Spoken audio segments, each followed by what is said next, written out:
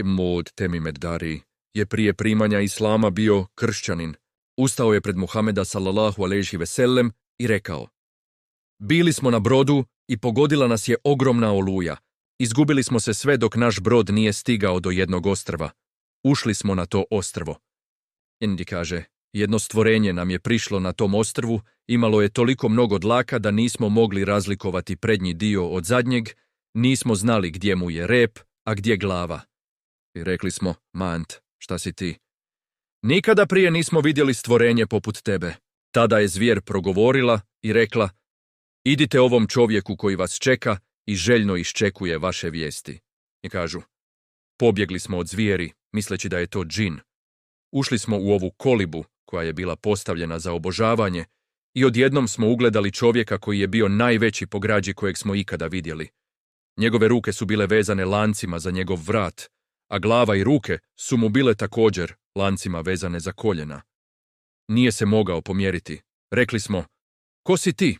On je rekao: Vi ste u stanju da mi naudite jer sam okovan. Zato je moje pravo da ja prvi pitam: Ko ste vi? Rekli su: U redu. Mi smo ljudi iz Arabije.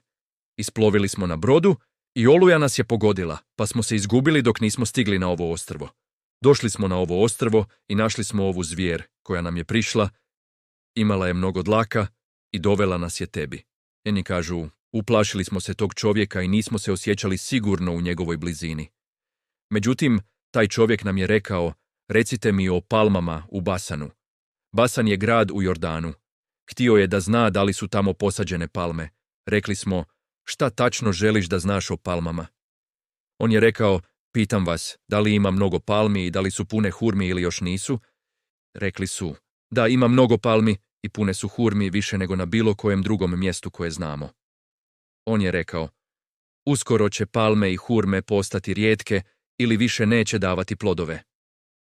Danas, zaista u Jordanu su hurme sada rijetke.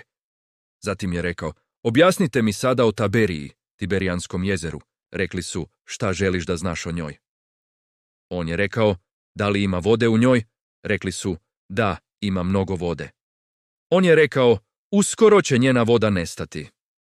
I zaista danas voda je presušila više nego prije. Zatim ih je pitao: Recite mi o izvoru Segar.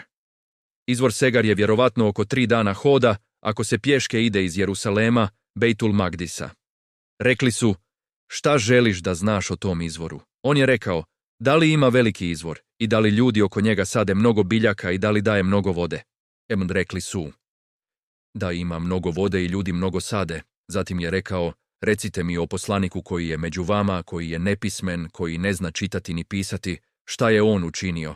Rekli su: Pojavio se u Meki i sada živi u Jesribu, u Medini. On je pitao: Da li se njegov narod borio protiv njega? Rekli su: Da. On je rekao: Šta je on uradio? Rekli su: Bio je protjeran od svog naroda, ali je otišao drugom arapskom narodu i oni koji su s njim prihvatili islam pokorili su mu se. Taj čovjek im je rekao: Da li se to zaista dogodilo? Rekli su: Da. On je rekao: Znajte, bolje je za te ljude koji su mu se pokorili da nastave da mu se pokoravaju. Zatim je rekao: Sada ću vam reći o sebi, ja sam Mesih. Vrlo brzo ću biti oslobođen na osnovu informacija koje ste mi dali. Hodat ću po cijeloj zemlji. Neće ostati ni jedno selo, grad ili mjesto na zemlji, a da ga ne dosegnem sve u roku od 40 dana, osim 2 mjesta, Meke i Medine. Ona su mi zabranjena za ulazak. Svaki put kada pokušam da uđem u jedno od njih, anđeo će stajati na straži, držeći mač, i spriječit će me da uđem u Meku i Medinu. Poslanik Muhamed je rekao: Deđal se nalazi negdje blizu okeana, na nekom ostrvu prema istoku od Medine, u jednom od tih mora. Dakle, Deđal će se prvo pojaviti u Šamu, na području Bliskog istoka. To ima mnogo smisla, jer će Jevreji prvi da ga slijede, jer oni očekuju svog Mesiju da dođe. Oni ne vjeruju da je Isa bio poslanik i ne prihvataju Muhameda. Oni kažu da je Deđal pravi Isa. I zato što će Deđal reći: Ja sam Isa, kršćani će tražiti čudo, a on će učiniti čudo. Neki od njih će biti ubijeđeni, a zatim će reći: Ja sam Bog. Tada će ljudi reći: Koji dokaz imaš?